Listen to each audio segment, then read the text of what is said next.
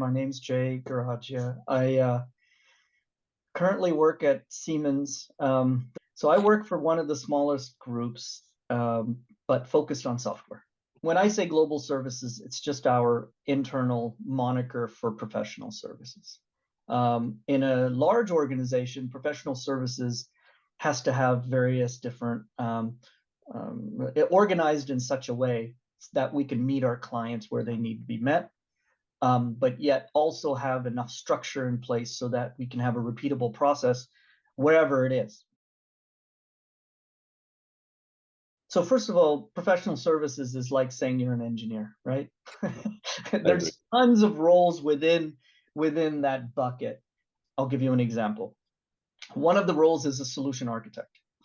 Their primary function is to translate a customer's business processes and their requirements to a functional spec that then can be used in order to drive an implementation process. So we have a very large group that do DevOps.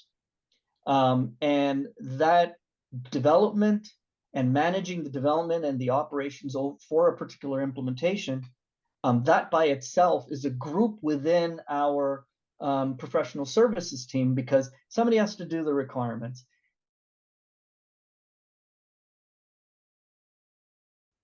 The beautiful thing about professional services is if you come out of almost any major, you'll find a job. And as long as you understand the context in which they're working, you have value as part of the services organization. But there are three main things that differentiate. One, what you work on may change every few weeks. You have to be comfortable with that. And many people are not.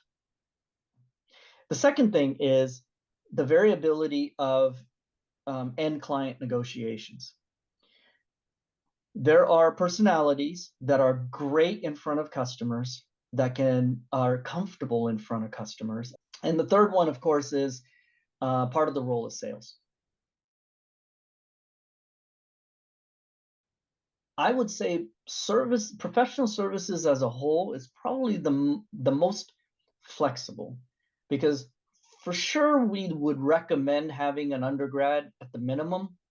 A lot of our professional services guys have at least graduate level education in them, and they tend to be the ones that end up processing with engagements with a lot, more strategic accounts and so on like that.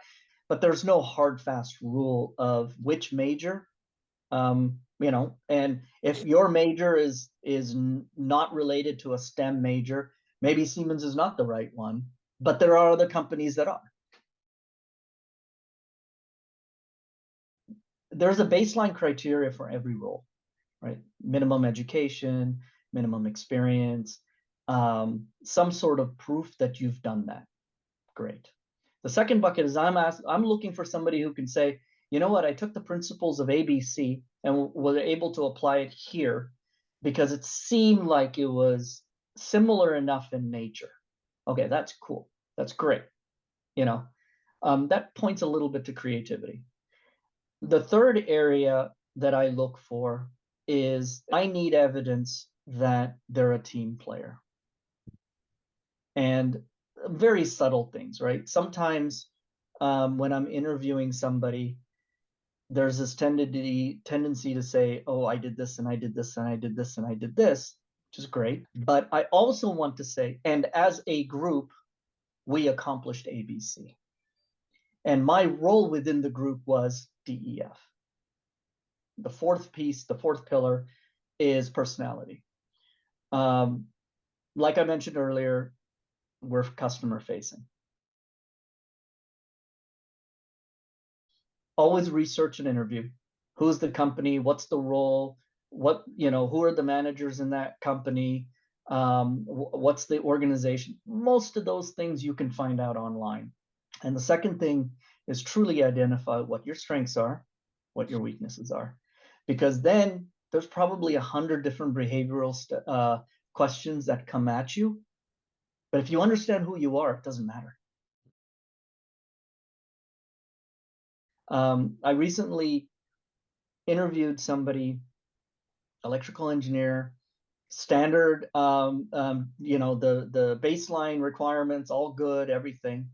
But he happened to take 2 additional certificate courses on cybersecurity. That was on his own. And what that allowed me to do is have a discussion about that. And that then allowed him to bubble up in the stack of resumes of everyone that had just electrical engineering.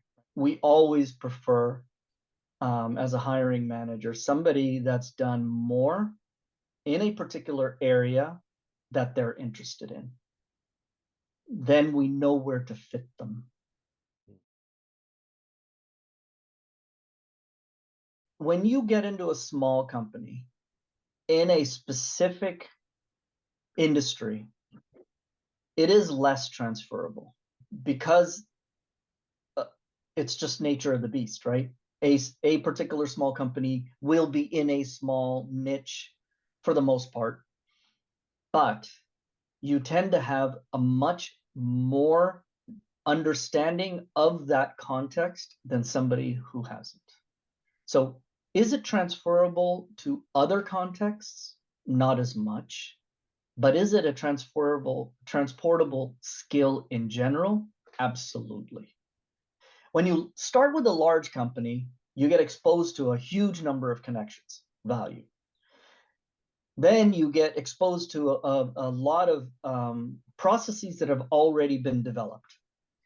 And you get to work on things, but you're a cog in a wheel. So you may not be able to see the full picture of your value. And so is that transferable? Yes, because then they say, ooh, you worked for a Google. Great, awesome, come on board.